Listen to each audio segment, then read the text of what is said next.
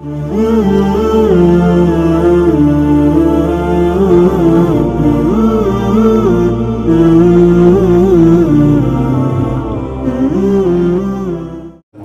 warahmatullahi taala wabarakatuh.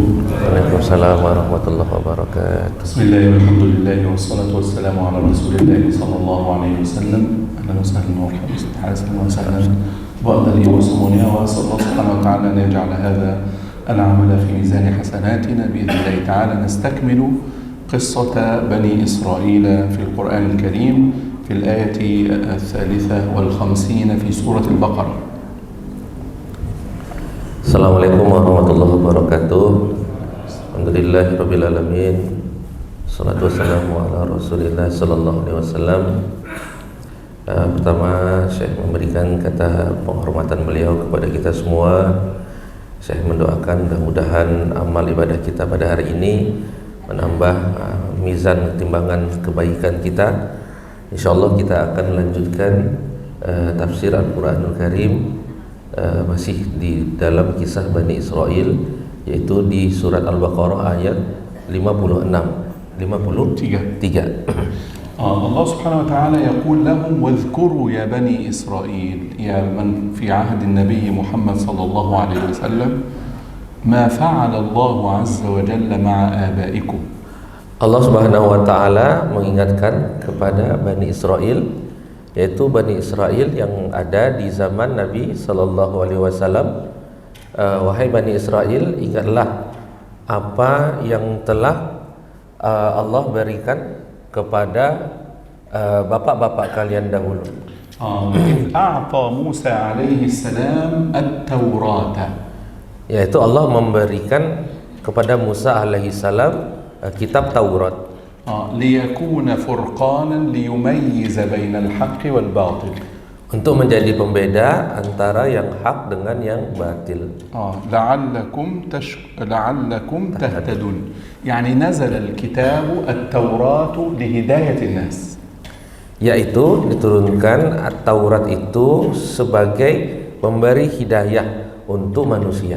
الدرس الأول أن التوراة نزلت لتميز بين الحق والباطل وكذلك كل كتب الله سبحانه وتعالى. Pembelajaran pertama bahwasanya Taurat itu diturunkan untuk membedakan antara hak dan yang batil. Maka seperti itulah semua kitab-kitab yang Allah turunkan untuk membedakan antara yang hak dan yang batil. ولذلك من أسماء القرآن الكريم الفرقان. Oleh karena itu Al-Qur'anul Karim ini salah satu namanya adalah Al-Furqan, لأنه يفرق بين الحق والباطل. Karena Al-Qur'an juga membedakan antara yang hak dengan yang batil. الكتاب الذي لا يفرق بين الحق والباطل ليس كتابا إلهيا. Kitab yang tidak membedakan antara yang hak dengan yang batil, maka itu bukan kitab yang turun dari ilahi. والمسلم الذي لا يفرق بين الحق والباطل لم ينتفع بالقرآن العظيم حق الانتفاع. Dan muslimun yang tidak membedakan antara yang hak dengan yang batil, maka berarti itu muslimun yang tidak mengambil manfaat yang sebesar-besar manfaat daripada Al-Qur'anul Karim. نزلت التوراة لعلكم تهتدون لهدايتكم. At-Taurat diturunkan untuk memberikan hidayah kepada kalian. وكذلك القرآن الكريم هدى للمتقين هدى للناس. Seperti itu pula Al-Qur'anul Karim diturunkan untuk memberikan hidayah kepada manusia. فالتوراة هنا تشبه القرآن الكريم. Maka Taurat di sini menyerupai Al-Qur'anul Karim. الهدف الأسمى والأول لنزول الكتب السماوية هو هداية البشرية. Tujuan tertinggi, ya tujuan pertama daripada diturunkannya Taurat kita الكتب السماوية. Semua kitab-kitab samawiyah, yaitu adalah untuk memberikan hidayah kepada manusia. ولذلك كلما اقترب الإنسان من الهداية إذن انتفع بنزول الكتاب إليه. Maka ketika manusia semakin dekat dengan hidayah, semakin dekat dengan petunjuk, maka itu berarti dia semakin mengambil manfaat dari kitab ilahi tersebut. إذن المقياس الآن لنا لابد أن نرى قربنا من الكتاب كيف هو، قربنا من الفرقان كيف هو، قربنا من الهداية كيف هي. Jadi kurbannya ini? قربنا. Oh, kedekatannya. Maka timbangan kita yang pertama ya terhadap kitab-kitab samawiyah tersebut adalah kita melihat sedekat apa kita dengan kitab-kitab tersebut, sedekat apa kita dengan kitab Al-Quranul Karim. مع الهداية انتفعنا بهدايات. Sedekat apa kita dengan hidayah, sejauh apa kita mengambil manfaat daripada hidayah tersebut. ميزنا بين الحق والباطل أم لما؟ Kita sudah membedakan antara hak dengan yang batil atau belum? لأنه الكتب السماوية مثل الكتشمة. Karena kitab-kitab samawiyah itu seperti kacamata. نرى بها. Yang mana kita melihat menggunakannya untuk melihat. فالقرآن نرى به الدنيا. Maka Al-Quran gitu juga. Kita menggunakan Al-Quran untuk melihat dunia. ثم الله سبحانه وتعالى في الآية التي بعدها يقول واذكروا يا بني إسرائيل في عهد النبي محمد صلى الله عليه وسلم ما فعل موسى مع آبائكم. Lalu Allah Subhanahu wa taala berfirman, dan ingatlah wahai Bani Israel apa yang telah Allah berikan kepada bapak-bapak kalian dulu, yaitu ketika Allah mengutus Musa ya, memberikan kepada Musa kitab. Dan ماذا فعل موسى عليه السلام؟ apa yang dilakukan Musa alaihissalam kepada bapak-bapak kalian dulu. انظروا الآية تقول وإذ قال موسى، لا تقل واذكروا يا بني إسرائيل الذين في عهد النبي محمد صلى الله عليه وسلم ما فعل. كل هذا غير موجود. هذا تسمى بلاغة الحذف في القرآن الكريم. Dan coba lihat bahasanya di dalam Quran itu wa iz qala Musa, dan ingatlah ketika Musa berkata. Bukan bahasanya dan ingatlah ketika ketika Musa واذكروا ماذا فعل. Tidak dikatakan bahasanya begini. Apa yang واذكروا يا بني إسرائيل الذين في عهد النبي محمد صلى الله عليه وسلم ما فعل آباؤهم. Ya. Dan ingatlah, tidak begini bahasanya ya. Dan ingatlah wahai Bani Israel apa yang telah dikatakan Musa kepada bapak-bapak kalian dulu. Tidak begitu. Tetapi di sini bahasanya wa iz qala Musa liqaumihi. Ingatlah ketika Musa berkata kepada kaumnya. Jadi bukan kepada bapak-bapak kalian begitu. Nah. طيب لماذا يخاطب القرآن الكريم هؤلاء؟ Kenapa Al-Qur'anul Karim berbicara kepada mereka, bapak-bapak mereka itu? لأنهم مسؤولون إذ هم يتبعون آباءهم في الباطل. Karena mereka bertanggung jawab, ya, orang-orang Bani Israel yang ada di zaman Nabi ini. لأنهم يتبعون آباءهم. Mereka kan mengikuti bapak-bapak mereka dulu, nenek moyang mereka dulu. Maka mereka bertanggung jawab. فيخاطبهم القرآن كأنهم فعلوا هذا. Maka Al-Quran berbicara kepada mereka seolah-olah merekalah yang melakukan perbuatan yang dilakukan nenek moyang mereka dulu. ولذلك الآية التي بعدها وإذ قلتم يخاطب بني إسرائيل في عهد النبي محمد صلى الله عليه وسلم. Oleh karena itu Al-Quran lalu khitab kepada mereka, berbicara kepada mereka wa iz qultum, dan ingatlah ketika kalian berkata, مع أنهم ليسوا هم المخاطبين الذين كانوا في عهد موسى عليه السلام. Padahal bukan mereka yang melakukan itu adalah nenek moyang mereka di zaman Nabi Musa. Tetapi Allah mengatakan wa iz qultum, dan ingatlah ketika kalian berkata, seolah-olah mereka. لأن الأبناء مثل الآباء إذا اتبعوهم. Karena anak-anak itu seperti bapaknya. Ya, ketika anak-anak itu mengikuti perbuatan bapaknya. نصحهم موسى عليه السلام فقال إنكم ظلمتم أنفسكم باتباعكم العجل. Lalu Nabi Musa menasihati mereka, ya, ketika sesungguhnya kalian itu menzalimi diri kalian sendiri ketika kalian mengikuti ibadat al-ijl, penyembahan kepada berhala ijl, sapi ya, patung sapi. لكن سبحان الله القرآن الكريم لم يقل العجل إلها باتخاذكم العجل إلها. Tapi subhanallah, Al-Quran tidak mengatakan ijl itu atau patung anak sapi itu adalah Tuhan. Al-Quran mengatakannya kalian menjadikan patung sapi sebagai Tuhan. لم يقل هذا القرآن. Al-Quran tidak mengatakan langsung gitu kalimatnya ya. يقول اتخذتم العجل فقط. Al-Quran mengatakan kalian sudah menjadikan patung sapi sebagai Tuhan. لم يقل. Lam yakul sebagai. لم يقل sebagai. هو يقول أنتم اتخذتم العجل ويسكت. Oh gitu. باتخاذكم العجل ويسكت. لم يقل باتخاذكم العجل إلها. Ya.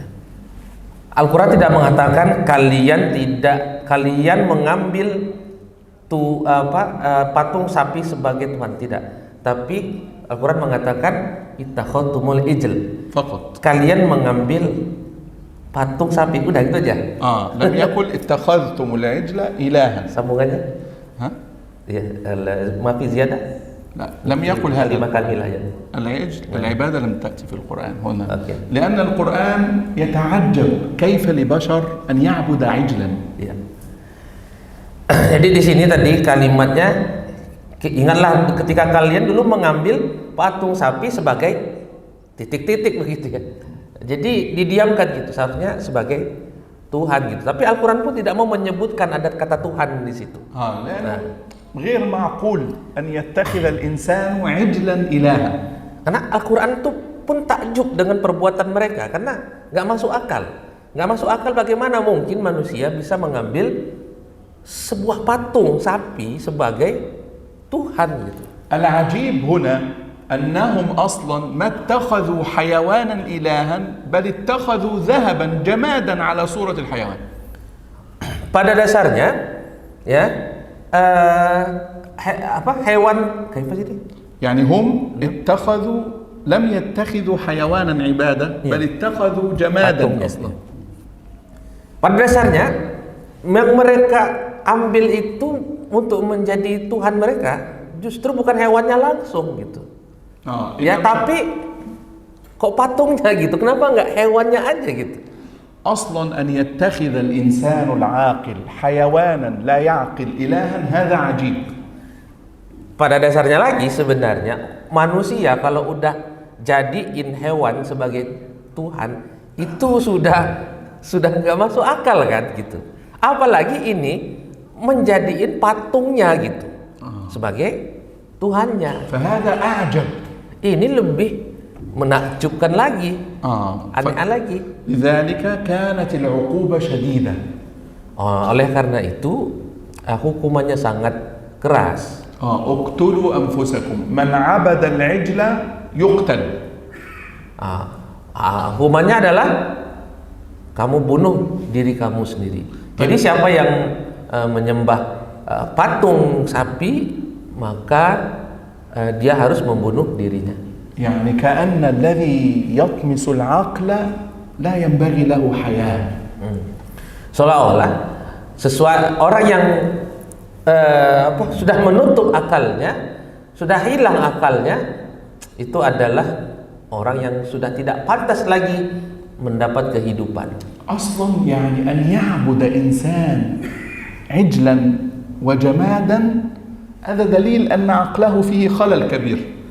Pada dasarnya orang yang menyembah sebuah patung ya, sebuah benda padat gitu ya, itu adalah orang yang sudah tidak memiliki tidak memiliki akal lagi. ثم كذلك فطرته غير صحيحة. Lalu kemudian fitrahnya juga sudah tidak benar. فطرته فسدت. Fitrahnya sudah rusak. ما الذي أفسد الفطرة؟ Apa yang merusak fitrah? ظلم فرعون. Kezaliman di dalam perbuatan. اقتلوا أنفسكم يعني من لم يعبد العجل يقتل من عبد العجل. Jadi uqtulu anfusakum, dibunuhlah diri kalian. Di sini maknanya orang yang tidak menyembah, yang Jadi ya, ada orang yang tidak menyembah patung sapi tadi, ini nanti yang akan membunuh orang yang menyembah patung sapi tadi. لكن القرآن قال فاقتلوا أنفسكم لم يقل فليقتل بعضكم بعضا. Tapi Al-Quran mengatakannya bunuhlah diri kalian sendiri. Bukan Al-Quran mengatakan kamu bunuh ini satu sama lain, bukan. ليقول لك إن أخاك نفسك. Supaya Al-Quran mengatakan bahwasanya saudara kamu itu sendiri sebenarnya adalah diri kamu sendiri. هذا لابد أن نتعوده أن نتعلمه. أخوك هو نفسك. Dari sini kita harus belajar bahwasanya saudara kita ini meskipun orang lain ya, ini saudara kita ini adalah diri kita sendiri. فكأنك تقتل نفسك. Maka ketika kamu membunuh saudara kamu, sebenarnya kamu itu sedang membunuh diri kamu sendiri. وأصلا قتل الأخ هذا صعب شديد جدا. Dan pada dasarnya membunuh saudara itu adalah sesuatu yang sangat sulit dilakukan. فكأنك تقتل نفسك. Seolah-olah kamu membunuh diri kamu sendiri soalnya. ذلكم خير لكم عند بارئكم. انظر هذه الفعلة قتل بعضكم بعضا من أجل التوبة خير عند الله تعالى. Jadi kamu membunuh orang yang menyembah patung sapi tadi, ya, perbuatan membunuh itu kan sebagai hukuman tadi, itu lebih baik ya di sisi Allah Subhanahu wa taala. لكن القرآن لم يقل عند الله إنما قال عند بارئكم. Tapi Al-Quran mengatakan bukan di sisi Allah, tapi di sisi bari'ikum. لماذا بارئكم؟ Kenapa bari'ikum? بارئكم أي خالقكم. Bari'ikum itu artinya adalah pencipta kamu. كأنه يقول كيف تعبدون العجل وهناك الخالق. Seolah-olah Al-Quran mengatakan bagaimana mungkin kamu menyembah benda padat patung ya, sementara ini ada pencipta kamu gitu. وهذا مقياس قوي. Maka perbandingan ini adalah perbandingan yang sangat kuat. إذا قال لك أحد أنا الإله قل له هل خلقت شيئا؟ Kalau ada orang yang mengatakan kepada kamu ini adalah Tuhan, maka katakan kepada dia, apakah dia bisa menciptakan? أين خلقه؟ Kalau dia bisa menciptakan, mana ciptaan dia? أروني ماذا خلق الذين من دوني في سورة لقمان عليه السلام. Sebagaimana dalam surat Luqman, perlihatkanlah kepadaku apa yang telah Tuhan ciptakan selain aku. نعم. إذن لم يقل ربكم قال بارئكم خالقكم. Jadi Al-Quran mengatakan inda bari'ikum, ya, di sisi Tuhanmu, di sisi bari'ikum di sisi penciptamu, khaliqikum. ففعلوا فتاب الله عليهم. Lalu mereka melakukannya, mereka menjalankan hukuman itu, maka mereka قتل بعضهم بعضا. ya, mereka membunuh satu sama lain, ya, maka itu adalah taubat mereka kepada Allah. إنه هو التواب الرحيم. الله سبحانه وتعالى هو الذي يتوب على عباده وهو الذي يرحم عباده. Allah Subhanahu wa taala maha penerima taubat lagi maha penyayang, maka Allah menerima taubat dari hamba-hambanya yang bertobat kepadanya. ما الذي يتعلمه المسلم الآن من هذه الآية؟ Siapa kaum muslimin yang hari ini belajar dari ayat ini? نعمة الله علينا سبحانه وتعالى. Yaitu nikmat Allah kepadanya. كيف نتوب؟ Bagaimana kita bertaubat? نستغفر. Kita meminta ampun. نعزم على عدم العودة. Kita berazam untuk tidak melakukannya kembali. نندم. Lalu kita menyesal. خلاص تاب الله عليه. Itu berarti Allah menerima taubat dia. لكن انظر بني إسرائيل توبة. Tetapi lihatlah taubat Bani Israel. يقتل بعضهم بعضا. Mereka harus membunuh satu sama lain. إذن الله سبحانه وتعالى خفف على أمة النبي صلى الله عليه وسلم. Jadi Allah Subhanahu wa taala memberikan keringanan kepada umat Nabi Muhammad sallallahu alaihi wasallam. انظر وإذ قلتم يا موسى في الآية التي بعدها 55. Lalu wa idz qultum ya Musa di ayat 55. وإذ قلتم يا موسى أي واذكروا حينما وقت أن قلتم لموسى لن نؤمن لك حتى نرى الله. Yaitu, wahai kalian Bani Israel, ingatlah kalian ketika kalian berkata ya kepada Musa, wahai Musa, kami tidak akan beriman kepada Allah sebelum kami melihat Allah. انظر قلتم يا موسى. Kalian berkata ya wahai Musa, يعني الله يقول أنتم تقولون له يا موسى لا تقولون يا نبي الله يا رسول الله. Yaitu kalian berkata kepada Musa bukan dengan kalimat wahai Nabi Allah, wahai Rasul Allah, tetapi kalian Bani Israel berkata memanggil Musa itu wahai Musa langsung. هذا يعلمنا أنهم ليس لديهم الأدب. Ini mengajarkan kepada kita bahwa Bani Israel itu tidak memiliki adab. لا ينادون النبي باسمه مباشرة. Ya, mereka memanggil Nabi itu dengan namanya langsung. ولذلك القرآن الكريم عظم النبي محمد صلى الله عليه وسلم تعظيما كبيرا. Oleh karena itu Al-Quranul Karim memuliakan Nabi, menghormati Nabi SAW dengan penghormatan yang sangat besar. لا يوجد في القرآن الكريم يا محمد أبدا. Tidak ada itu di dalam Al-Quranul Karim ya Muhammad, wahai Muhammad. غير موجود. Tidak ada. يا إبراهيم موجودة. Tapi kalau wahai Ibrahim itu ada. يا نوح موجودة. Wahai Nuh ada. يا إبراهيم يا موسى يا عيسى إذ قال الله يا عيسى. لم يقل القرآن الكريم أبدا يا محمد. Nama Nabi tadi ada dipanggil dalam Al-Quran langsung namanya, tapi tidak ada nama Nabi Muhammad بالنداء. لا أقصد بالنداء. Ya, dengan ya itu kan wahai ya, panggilan gitu. وإن كانت بقى جاء محمد رسول الله صلى الله عليه وسلم هذا إخبار. Kalau ada ayat apa? Ja'a Muhammadun, ya, telah datang Muhammad. Nah, itu bukan panggilan. Itu kabar. نعم. النداء يا أيها الرسول يا أيها النبي. هكذا القرآن الكريم يعظم النبي محمد صلى الله عليه وسلم. An-nida itu artinya manggil orang, berbicara langsung di depan orangnya. Ya, jadi wahai apa tadi? Nabi.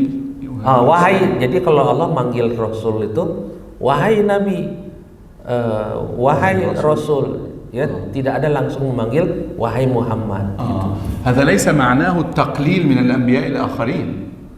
Ini maknanya bukan kita sedang mengecilkan nabi-nabi yang lain. لكن معناه أن النبي صلى الله عليه وسلم مقامه أعظم وأعلى. Tapi maknanya bahwasanya makom kedudukan Nabi SAW adalah kedudukan yang lebih tinggi. انظر سوء الأدب في بني إسرائيل. Lihatlah buruknya adab di dalam Bani Israel. يا موسى لن نؤمن لك حتى نرى الله جهرا نريد أن نرى الله عيانا وإلا لن نؤمن. Wahai Musa, kami ingin melihat Allah dengan langsung, ya, dengan nyata. Kalau kami tidak melihat Allah langsung, maka kami nggak mau beriman. طبعا هذا سوء أدب. Lihatlah, ini kan buruk sekali adab mereka. العبد لا يشترط على الرب سبحانه وتعالى. العبد لا يشترط على الرب سبحانه وتعالى. Seorang hamba tidak akan meminta persyaratan ya kalau sudah jadi hamba Allah itu nggak ada syarat gitu untuk berimannya gitu. ولذلك النذر مكروها. لذلك النذر مكروه في الإسلام. Oleh karena itu nazar itu hukumnya makruh di dalam Al-Quran, di dalam Islam. النبي صلى الله عليه وسلم يقول لا ينذر إلا البخيل. Nabi SAW mengatakan Allah الإنسان لا يفعل النذر إلا الإنسان البخيل. Nabi mengatakan manusia yang melakukan nazar itu ya adalah manusia yang pelit, bakhil. وأيضا النذر مكروه لأنه فيه سوء الأدب. إذا تفعل لي يا رب سأفعل. يا رب لو أنا نجحت سأقدم. إذا ابنتي تزوجت سأفعل. هذا فيه سوء أدب كأنك تشترط على الله تشبها ببني إسرائيل. لن نؤمن حتى نرى. Oleh karena itu nazar itu ya di dalam Quran itu tidak dilakukan kecuali orang yang bakhil. Karena nazar itu kan begini, ya Allah, aku akan melakukan amal ibadah ini kalau aku berhasil. Nah, ya Allah, aku akan melakukan ini, ya ibadah ini kalau aku mendapatkan kenajahan gitu tadi ya. مثال Contohnya, إذا أنا نجحت Ya. أنا سأطعم الفقراء. kalau aku lulus ujian, maka aku akan memberikan sedekah kepada fakir miskin.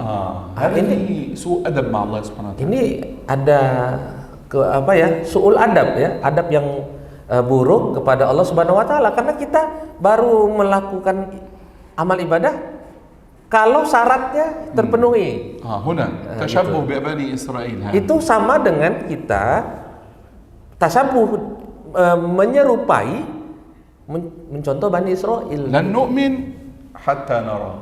Kami enggak beriman kalau kami tidak melihat Allah langsung.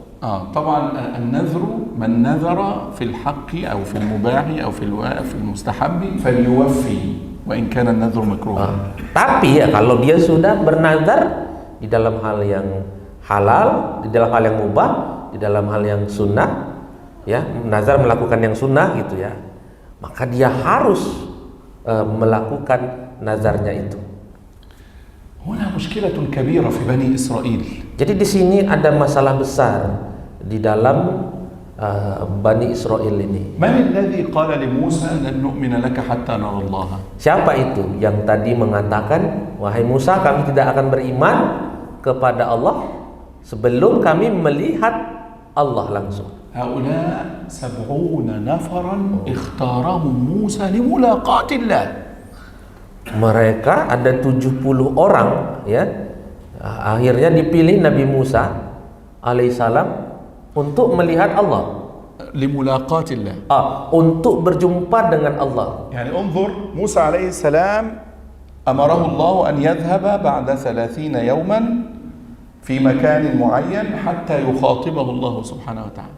فاختار موسى عليه السلام 70 رجلا من الصالحين من بني إسرائيل وذهب بهم إذا بهم يقولون لن نؤمن حتى نرى الله. يا الله، هؤلاء 70 أصلا أفضل بني إسرائيل ومع ذلك طلبوا هذا الطلب.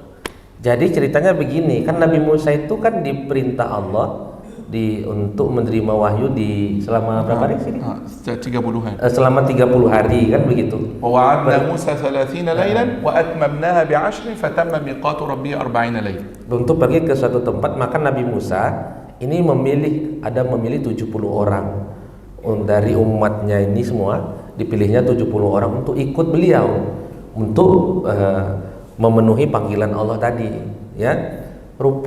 Rupanya ini 70 orang inilah nanti yang berkata itu tadi, wahai Musa, kami tidak akan beriman kepada Allah sebelum kami melihat Allah langsung. Bayangkan, ini 70 orang-orang soleh yang dipilih Musa. ليس صالح فقط، هذا أفضل الصالحين من بني إسرائيل. Bukan hanya soleh saja, tetapi ini adalah Bani Israel, umatnya Musa yang paling afdol, paling soleh ya, di antara umatnya yang lain. فإذا كانوا هؤلاء الصالحين عندهم يفعلون هذا فما بالك بمن تحتهم.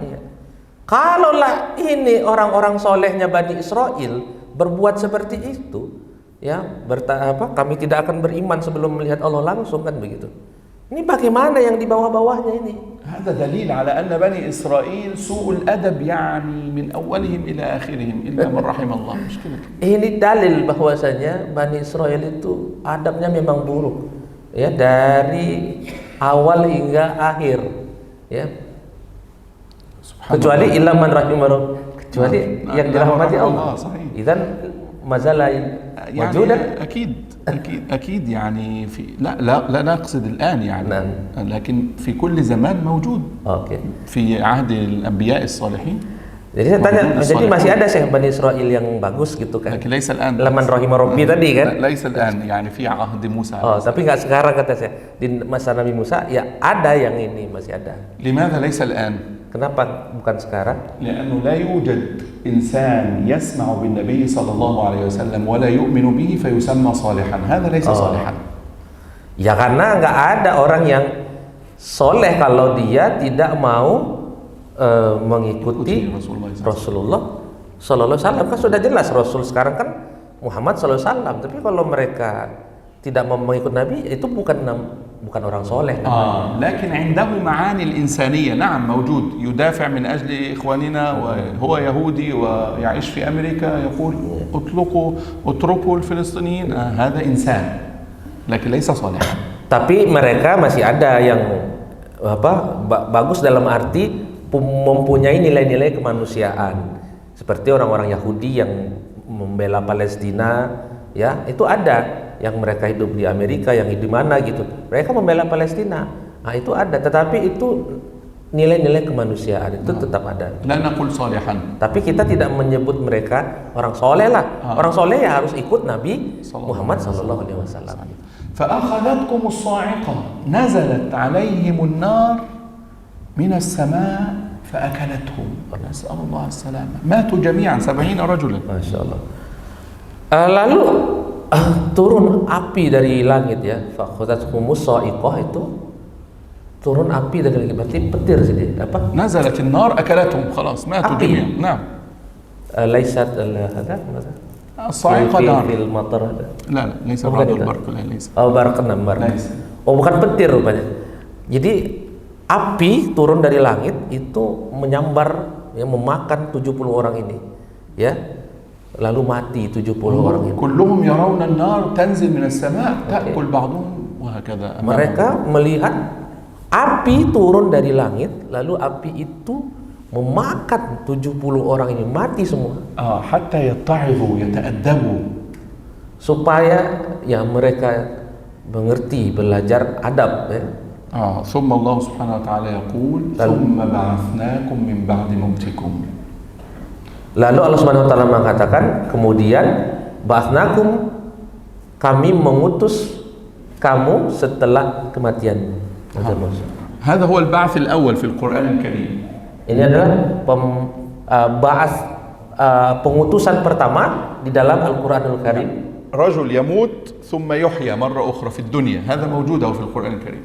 Orang ini mati lalu dihidupkan kembali. هؤلاء ماتوا أكلتهم النار يعني ماتوا جميعا ثم بعثهم الله مرة أخرى أحياء في الدنيا.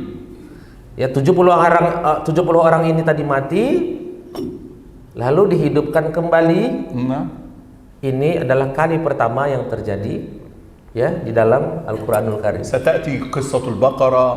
Akan ada nanti kisah yang lain di surat Al-Baqarah. قصة البقرة الإنسان ضربوه ببقرة بعث مرة أخرى أمام أعينهم. Akan ada nanti kisah kebangkitan setelah mati, yaitu kisah sapi yang mati lalu dibangkitkan, dihidupkan kembali. Itu ada. قصة عزير. Lalu kisah Uzair. والحمار. Dengan himarnya, dengan keledainya. قصة إبراهيم عليه السلام مع الطير. Kisah Ibrahim ya dengan burung, ya dengan burung yang dihidupkan kembali. هذا هو البعث الأحياء في الدنيا يموت ويحيا في الدنيا. Ini adalah ba'ats ya, kebangkitan, penghidupan kembali setelah kematian. Jadi ini yang pertama sih dia. Ini adalah awal penghidupan setelah dimatikan. Itu adalah kisah Bani Israel di zaman Musa alaihissalam ini gitu. انظر رأوا أنهم ماتوا جميعا ثم بعثوا. رأوا هذا بأعينهم. Lihatlah, ini umat-umat Musa yang lain kan ngelihat nih, yang nggak mati, ya, yang nggak dihukum, kan ngelihat nih 70 orang ini mati. لا هو ya, السبعون رأوا النار تأكل أخواهم ثم تأكلهم ثم رأوا كلهم يعني.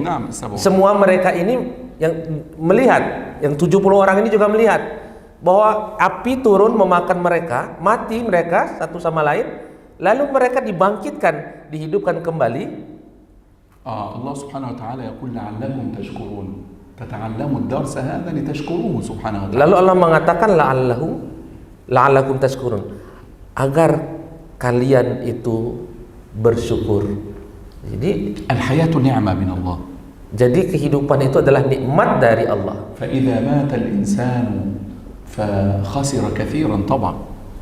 Maka kalau manusia ini mati, maka dia mendapatkan kerugian yang besar. Fa idza a'tahu Allah hayatan tsaniyah hadha fadl yastawjibu syukran. Kalau Allah memberikan kehidupan kedua, ya, setelah matinya dia, maka tentu saja ini adalah dia sesuatu yang harus dia syukuri.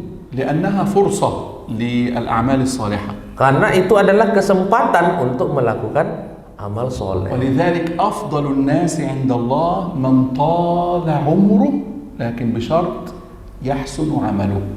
Oleh karena itu, orang sebaik-baik orang di sisi Allah adalah orang yang panjang umurnya, dipanjangkan umurnya, tetapi panjangnya umurnya itu dia gunakan untuk berbuat kebaikan. يعني رجل عنده 100 عام.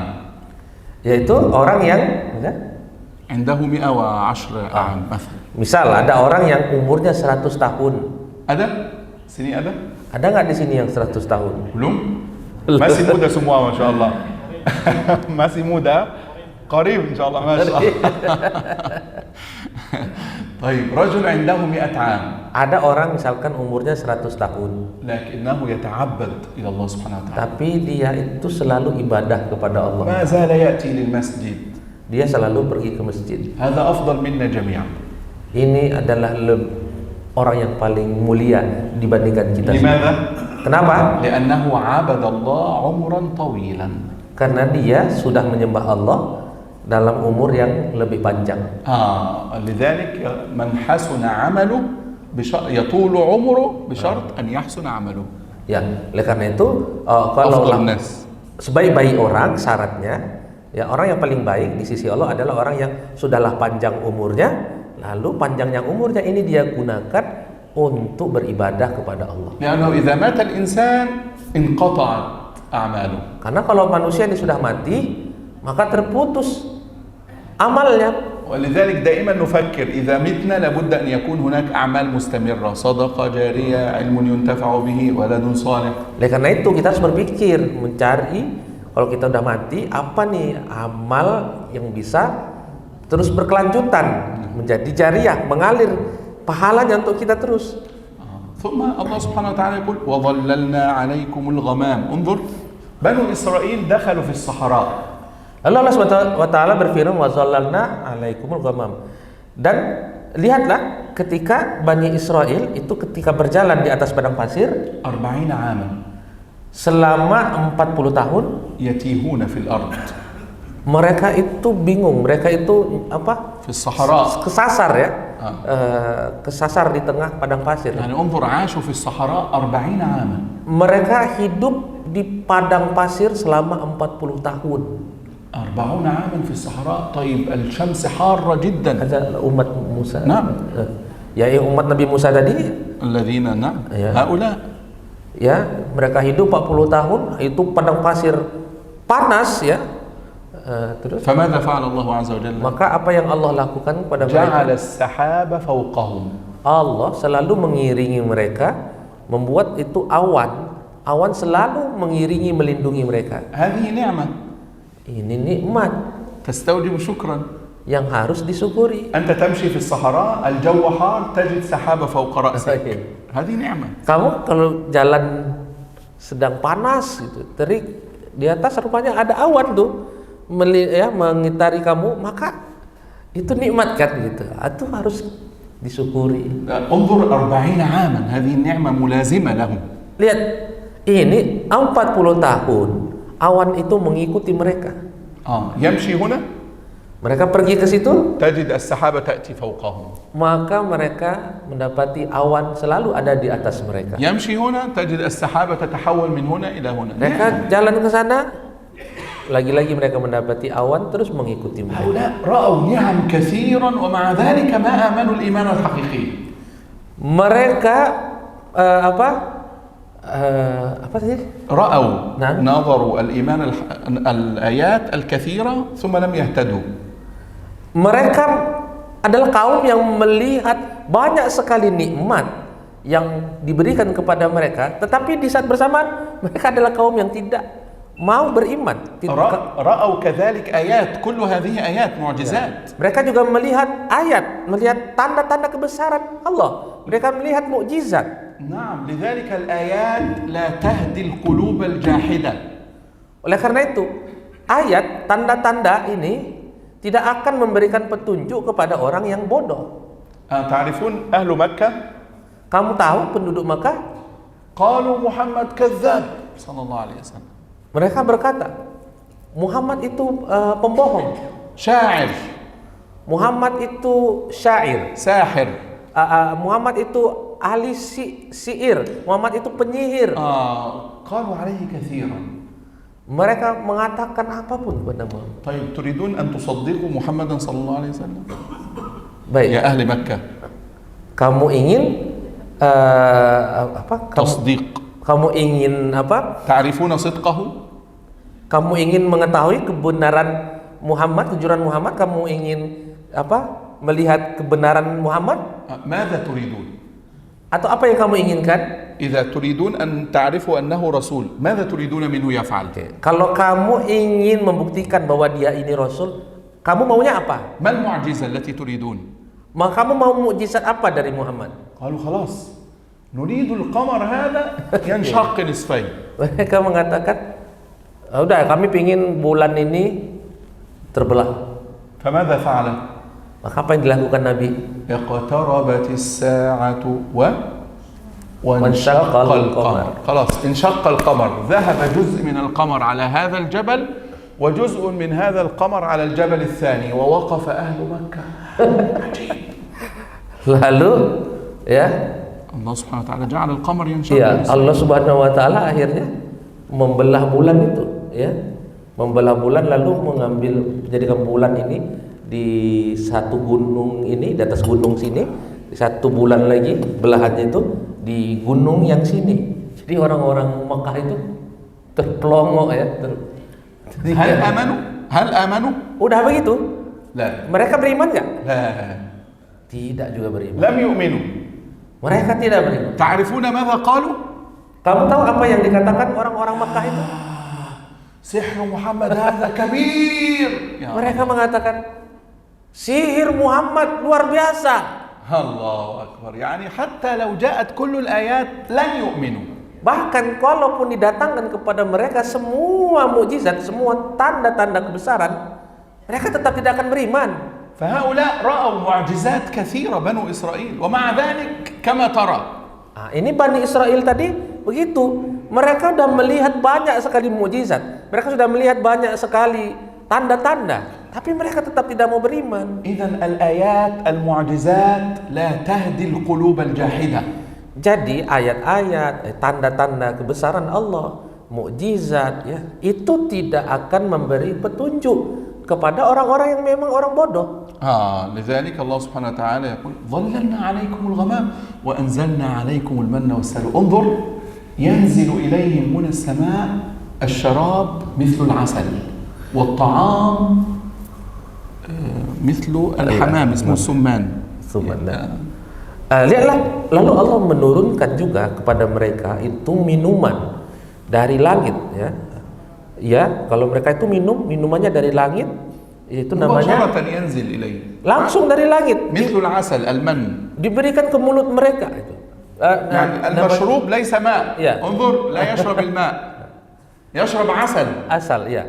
Minuman itu madu. ثم الطعام. Bukan air biasa. ثم الطعام. Ya, lalu diturunkan juga makanan berupa daging ya, burung ya, daging burung. Seperti burung apa? Merpati ya. Hamam merpati. هو مثله لكن هو اسمه السمان في بلاد العرب يعني. Ya seperti burung merpati lah. Kalau di negeri Arab namanya suman. Itu mana? Salwa. Salwa يسمى السمان في بلاد العرب. Salwa itu kalau di negeri Arab sekarang disebut dengan suman. Yaitu kalau kita hamam itu burung merpati ya Pak Ardil? Puyuh ya? Hamam. Burung puyuh. Allah Subhanahu wa ta'ala يقول أنت تمشي في الهواء ليس هناك شمس مع أنك في الصحراء يأتيك الماء لا ليس ماء مشروب العسل يأتيك طعام ينزل إليك مباشرة من السماء كل هذا ينزل Ya, tadi Allah sudah memberikan awan kepada mereka, Allah memberikan pada mereka minuman madu langsung dari langit, lalu Allah mendatangkan mereka burung-burung ya, menjadi makanan mereka. ينزل مباشرة طازج. Mereka lihat langsung dengan mata mereka, itu turun dari langit. لا هو ينزل ويأخذونه في أيديهم كأنهم في الجنة يعني ماذا يريدون بعد هذا؟ Allah. dan mereka langsung menerimanya, mengambilnya dengan tangan mereka dari langit itu. Mereka meminum dan memakannya. لا يفعلون شيئا لا يبذلون أي جهد للحصول على الماء والشراب. كيف؟ لا يفعلون أي شيء من أجل الحصول. لا يعملوا لا يزرعوا لا يفعلوا كذا. Mereka tidak perlu memprosesnya ya, memasaknya, tidak perlu mengolahnya. Mereka langsung mengkonsumsinya. كأنهم في الجنة الآن. Seolah-olah mereka itu sudah seperti di surga sekarang. هل انتفعوا؟ Apakah ini bermanfaat buat mereka? Ini tidak memberi manfaat kepada mereka. ثم يقول الله عز وجل كلوا من طيبات. Allah berkata kepada mereka, makanlah yang thayyibat, yang baik-baik. رزقناكم. Yang kami berikan kepada kalian. أنت لم تفعل أي شيء للحصول عليه. Kamu tidak akan mendapatkan manfaat sama sekali untuk الحصول على هذا الرزق. Untuk mendapatkan rezeki ini. لكن المشكلة ظلموا أنفسهم. Tetapi masalahnya mereka tetap menzalimi diri mereka sendiri. الإنسان إذا عصى الله فهو يظلم نفسه. Manusia itu kalau sudah bermaksiat kepada Allah, itu dia sedang menzalimi dirinya sendiri. العجيب أن بني إسرائيل كل يوم آيات جديدة أمام أعينهم، معجزات جديدة، ومع ذلك الإيمان يدخل في القلب. Yang luar biasanya orang-orang Bani Israel ini setiap hari itu mendapatkan mukjizat. Mereka melihat mukjizat yang baru, tetapi setiap hari itu pula tidak memasukkan iman ke dalam hati mereka. إذا رأيت المعجزات ولم تؤمن فهناك مشكلة في القلب. Kalau kamu sudah melihat sebuah mukjizat, sebuah keajaiban, lalu kamu tidak beriman, itu menunjukkan ada masalah di dalam hati kamu. لذلك ربما تفعل كل شيء حتى من أمامك يصدقك ولا يصدق، هناك مشكلة في القلب. Mungkin ya kamu sudah melakukan segala sesuatu, ya, kamu sudah memberikan segala sesuatu, tetapi ini orang-orang di sekitar kamu tidak juga percaya kepada kamu. Itu bagaimana? الحقيقة أن بني إسرائيل هؤلاء عجيب الأفعال. Jadi pada hakikatnya orang-orang Bani Israel ini adalah يعني إنسان لا ينتفع بأي معجزة تأتي. Ya, mereka ini adalah manusia yang tidak dapat mengambil manfaat dari mukjizat apapun yang sudah didatangkan kepada mereka. انظر الله سبحانه وتعالى يقول وإذ قلنا ادخلوا هذه القرية ادخلوا القدس. Lihatlah ketika Allah berkata kepada mereka, masuklah ke dalam negeri ini, yaitu negeri Al-Quds, Palestina. نعم. كلوا أي شيء تريدون حلال. Lalu Allah mengatakan kepada mereka, makan semua yang ada di Palestina itu halal semua untuk kamu. وادخلوا الباب خاضعين لله تعالى متواضعين. Lalu masuklah kalian melalui pintunya dengan tunduk, dengan merendah, dengan tawadu. انظر الله سبحانه وتعالى يقول إذا انتصرت ادخل متواضعا. بعض الناس يجلس هكذا، يحب يتكلم هكذا هكذا. لا، الله سبحانه وتعالى يقول لا، انزل. Lihatlah ketika kamu memperoleh kemenangan, kamu masuk ke sebuah kota, maka kamu diperintah oleh Allah Subhanahu wa taala untuk tawadu. Sementara kita kalau kita sudah menang, dada kita begitu ya, dan jalan masuk ke kota, kita membusungkan dada. تعرفون أن النبي صلى الله عليه وسلم فتح مكة. Kamu tahu bahwasanya Nabi SAW dulu ketika menang atas kota Makkah, menaklukkan Makkah. كيف دخلها؟ Bagaimana Nabi memasuki kota Makkah itu? كلنا نعرف مكة صحيح؟ Kita semua tahu Makkah kan? مكة ماذا فعلت مع النبي صلى الله عليه وسلم؟ Makkah penduduknya, apa yang dulu mereka lakukan kepada Nabi SAW? ضربوه. Mereka memukul Nabi. سبوه. Mereka menghina Nabi. وضعوا النجاسات عليه. Mereka melempar najis kepada Nabi. خنقوه. Mereka mencekik Nabi. في معركة أحد أدخلوا الحديد في وجهه. Di perang Uhud itu senjata tajam ini masuk ke كسروا الرباعية. mematahkan gigi Nabi. ومع ذلك Dan bersama dengan itu انتصر عليهم. Lalu Nabi menang atas mereka. فكيف دخل مكة؟ Bagaimana Nabi selanjutnya masuk ke kota Mekah? هل فوق الناقة يفعل هكذا؟ Nah, apakah Nabi memegang unta Nah, di kendaraannya يفعل lalu هكذا. begini? لا. Nah, Nabi masuk kota Mekah dengan يعني رأسه صلى الله عليه وسلم الشريف على ظهر دابته. itu kepala Nabi yang mulia itu dia tempelkan di atas punuk untanya. تواضع. Lihatlah tawadunya Nabi. مع أنه منتصر. Padahal Nabi sudah menang وخلاص يعني القوم استسلموا. dan itu kaum penduduk Makkah sudah menyerah. لكنه صلى الله عليه وسلم يتواضع لله تعالى. Tetapi Nabi SAW tetap tawadu di hadapan. فإذا مكن الله عز وجل لك فتواضع. Nah, maka kalau Allah sudah mengangkat kalian, sudah memenangkan kalian, maka tetaplah tawadu. انظر الفارق. Lihatlah perbedaan. النبي صلى الله عليه وسلم يدخل مكة كيف وهؤلاء يدخلون القدس كيف. Bagaimana perbedaan? Nabi SAW masuk Mekah bagaimana? Ini orang-orang Bani Israel masuk Palestina bagaimana? Allah يقول لهم ادخلوا متواضعين. Allah mengatakan kepada mereka, Bani Israel, kalian masuklah ke dalam negeri ini dengan tawadu. تعرف ماذا يفعلون؟ Kamu tahu nggak apa yang mereka lakukan? يفعلون هكذا ويدخلون بظهرهم. هذا Astagfirullahaladzim. جدا والله قوم عجيب. Mereka malah masuk ke Palestina itu dengan berbalik badan. Berbalik badan, mundur ya. ويجلس على الأرض Lalu mereka duduk di atas tanah. ويرجع ويدخل بني إسرائيل باب القدس بظهره. Lalu dia masuk ke Palestina itu dengan punggungnya dulu. عجيب هؤلاء ترى لذلك لا تتعجب. Aneh betul, aneh. Ajib, aneh luar biasa. الله يأمرهم يخالفون. Allah kan nyuruh mereka begini, mereka buatnya begitu. Selalu apa ya, bertentangan gitu. الله يقول إذا دخلتم القدس قولوا يا رب اغفر لنا. Allah lalu mengatakan kepada mereka, kalau sudah masuk Al-Quds, maka minta ampunlah kepada Allah. يحولون الكلام. Lalu mereka merubah kalam ighfir lana. لا يدعون.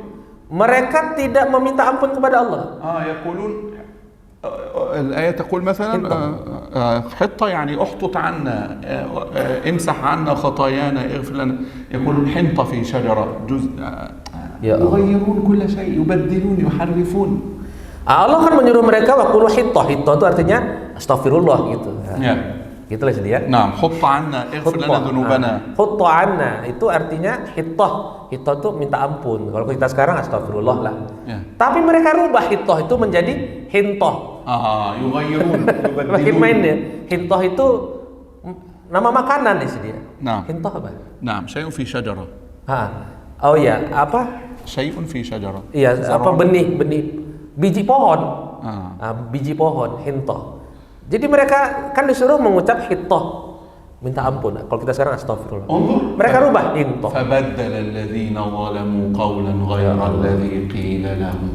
Maka Allah mengatakan orang-orang zalim itu merubah perkataan apa yang disuruh Allah ya dengan perkataan ya yang tidak disuruh Allah. فنزل عليهم العذاب.